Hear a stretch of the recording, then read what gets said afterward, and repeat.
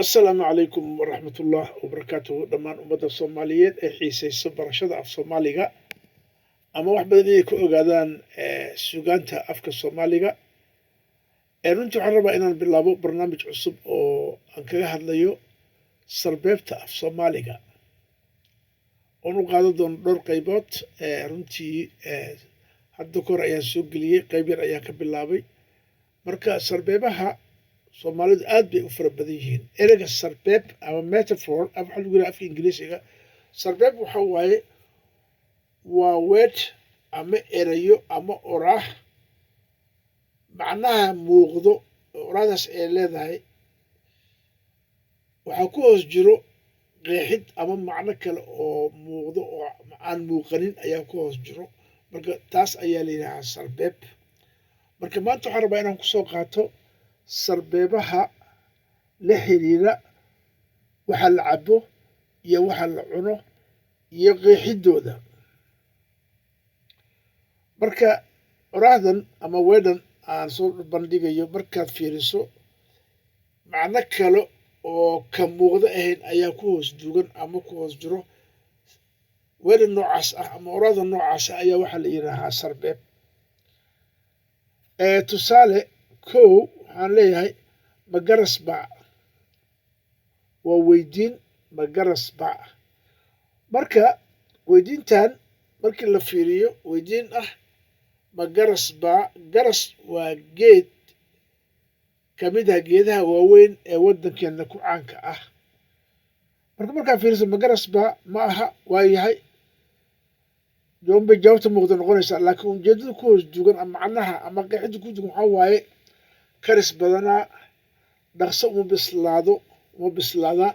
bislaan marka haddii qof uu ku yidhaaho war waxaan aad samaynaysid magaras baa macnaha taa ujeedadoodu waxay tahay dhaqso uma bislaadaan miyaa mase karis badana sababta waxaa la yidhaahaa midhaha geedka garaska ah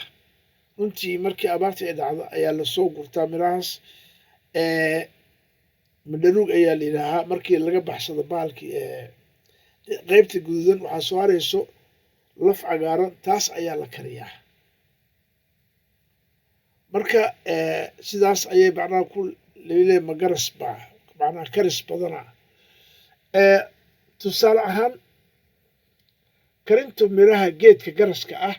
waqti badan ayay qaataan in ay dab sarnaadaan waana halkaas meesha ay ka imaanayso sarbeebta ah magaras baa marka taa waa la fahmaan umila qaybta koowaad iyo sharxa qeexidda guud ee aan ka bixiyey nambarka labaad kaadi faras war waxaan dhadhan waxay leeyihin kaadi faras ayay leeyihiin marka waa sarbeeb laakiin cid cabta kaadi faras ma jirto taa macnaheeduna waxa waaye qaraar ma macaanayn aan dhadhan lahayn dhadhan fiican aan lahayn macnaha waxa waaye macnaha ku hoos duugan waaye waxaan waa kaadi faras markaad tiraahdo waa qaraar waaye dhadhan ma laha ma macaano tusaalahaan waxaan dhihi karnaa war waxaan kaadi faraska ah naga daadsha oo shaah fiican oo hayl iyo qarfo leh inoo soo kariya waa tusaalaha aan bixinay sarbeebtaasi la xiriira tirada saddexaad afkaan wax ku dhuftay oo afkaan wax ku dhufannay marna waa wadar marna waa keli afkaan wax ku dhuftay afkaan wax ku dhufannay marka sarbeebtan markii macnaheeda muuqdo waxa waaye inaad afka wax ku dhufatay laakiin macnaha ku qarsoon waxa waaye oo meesha nooga muuqdo cunto yar baan cunnay ama aan cunay wax badan ma aanu cunin marka afku dhufasho waxa waaye wax yar markaad quudato ayaad leedahay wax yar baa afka ku dhuftay afkan ku dhuftay tusaale ahaan sidaas saakay salaadii laba xabo oo canjeero ah afka ugu dhuftay baan intii ka dambaysay biyo iyo baad toona dhadhamin.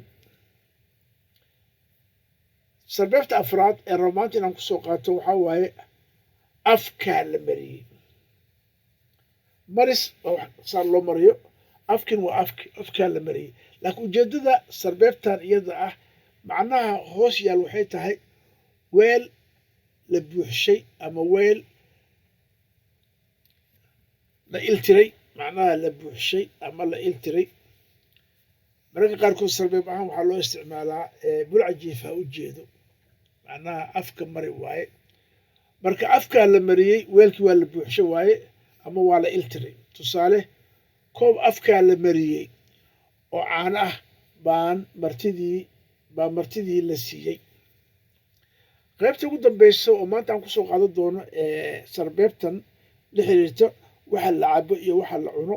qayb ayaan u qaybiyey. waxa la cabo iyo waxa la cuno waxay noqon doontaa caanuu isku dhuftay. marka caano waa naqaanaa, waa caanihii la cabayey. laakiin isku dhufasho markaa isku dhufato waa marka caano oo dareere ah sidaa iskugu dhufato way adakaanaysaa, laakiin waa macnaha muuqda ee sarbeebta. laakiin macnaha hoos yaal waxay tahay caano dhamid, caano qurqurin. siba sarbeebtan waxay si fiican ugu socotaa markii la qurquriyo. qurqurid waxaa waaye markaad biyo ama caana soo qaata ama wax dareere ah oo aadan kala joojinin oo saas u qaado oo hal mar aad dhamaysta ayaa waxa la yidhaha qurqurin. tusaale, axmed saakay intaan waagu baryin buu inta koob caana ka buuxaan isku dhuftay ayuu jarmaaday minis ka laxay ama aroori waqti hore baxay. waxaan filayaa runtii in aad ila fahamteen ujeeddada aan watay iyo 5 sarbeebood. waa shad farxooda leh, kulan dambe oo xiiso leh. wassalaamu calaykum waraxmatullaah wabarakaatuh.